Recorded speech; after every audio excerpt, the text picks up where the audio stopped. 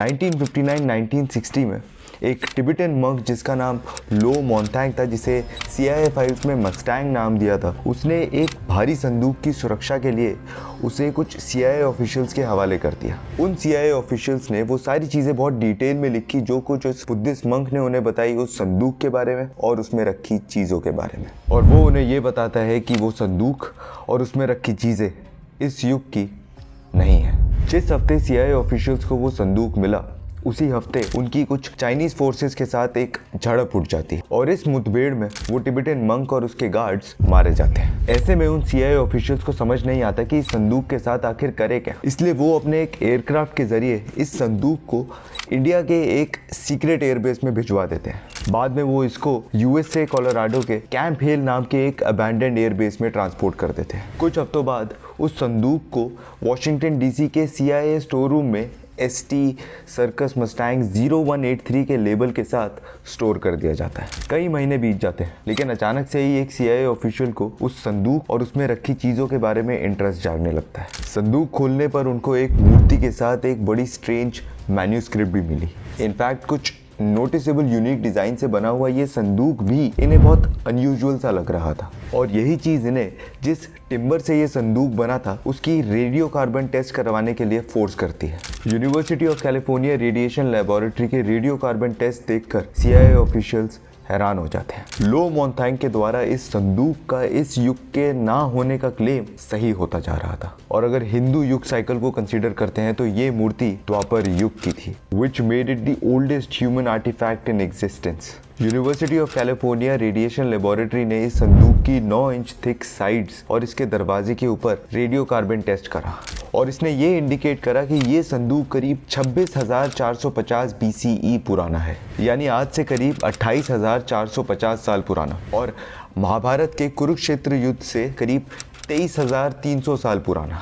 कई एक्सपर्ट्स ने इस टेस्ट को कंक्लूड करा कि ये ह्यूमन हिस्ट्री का ओल्डेस्ट हिंदू आइडल है, क्योंकि एक्सकवेट करी हुई कोई भी सिविलाइजेशन जैसे इजिप्शियन, मेसोपोटामियन या इंडस वैली सिविलाइजेशन 6,000 साल से ज़्यादा पुरानी नहीं है। उस प्री ऋग्वेदिक संस्कृत टाइप मैन्यूस्क्रिप्ट पे क्या लिखा था उसको ट्रांसलेट करने में CIA ऑफिशियल्स को बड़ी डिफ़िकल्टी हुई। इनफैक्ट उनको इस मैन्यूस्क्रिप्ट को डिसाइफर करने में करीब 2 साल लग गए, जहाँ पर उन्होंने इंडिया और नेपाल के कुछ एक्सपर्ट्स की मदद ली। उन्होंने ये कंक्लूड करा कि ये मैन्यूस्क्रिप्ट हिंदुइज्म के प्रोटो हिस्टोरिक पीरियड की है, जहाँ पर कोई लैंग्वेज ही नहीं हुआ करती थी और वेदास की नॉलेज को ओरली पास ऑन करा जाता था। इस मैन्यूस्क्रिप्ट की लैंग्वेज कुछ संस्कृत जैसी तो लग रही थी, लेकिन कुछ ऐसी थी जो आज तक किसी हिस्टोरियन या आर्कियोलॉजिस्ट ने एनकाउंटर नहीं किया था।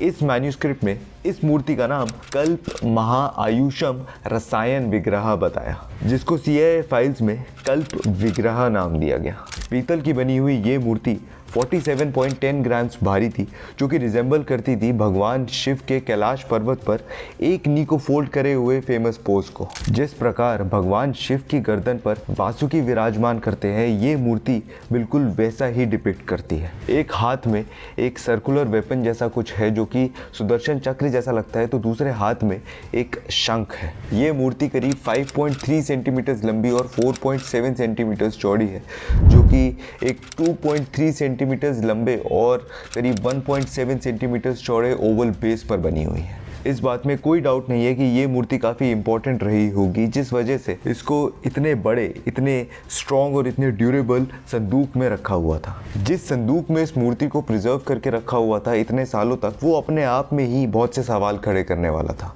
संदूक के अंदर का स्पेस सिर्फ 8 × 8 × 8 इंचेस ही था, जबकि इसकी पांचों साइड्स करीब 8 से 9 इंचेस मोटी थी। इस संदूक का दरवाज़ा भी 6 इंच मोटा था। इस संदूक की सारी साइड्स पर 1 इंच मोटी ब्रॉन्ज लाइक एलॉय प्लेट्स लगी हुई थी, जो इतने सालों में इस संदूक की लकड़ी को बचाने में कामयाब रही। हालांकि काफ़ी सारी कीलें मिसिंग थी, लेकिन इसके ऊपर जो मेटल केसिंग थी वो अभी तक बरकरार थी। इस संदूक को हज़ारों सालों से ज़मीन में गाड़ा हुआ था, ये तो बहुत क्लियरली दिख रहा था, लेकिन इस संदूक को खोलने की भी कोशिश करी गई थी, इसके एविडेंस भी क्लियरली दिख रहे थे। ये मूर्ति CIA स्टोर रूम इन्वेंट्री में कई डेकेड्स तक पड़ी रही, लेकिन 1996 में एक ऑडिट कंडक्ट करने के बाद ये पता लगा कि जिस संदूक में ये मूर्ति और ये मैन्यूस्क्रिप्ट थी, वो संदूक तो स्टोर में था, लेकिन वो मूर्ति और वो मैन्यूस्क्रिप्ट गायब थी।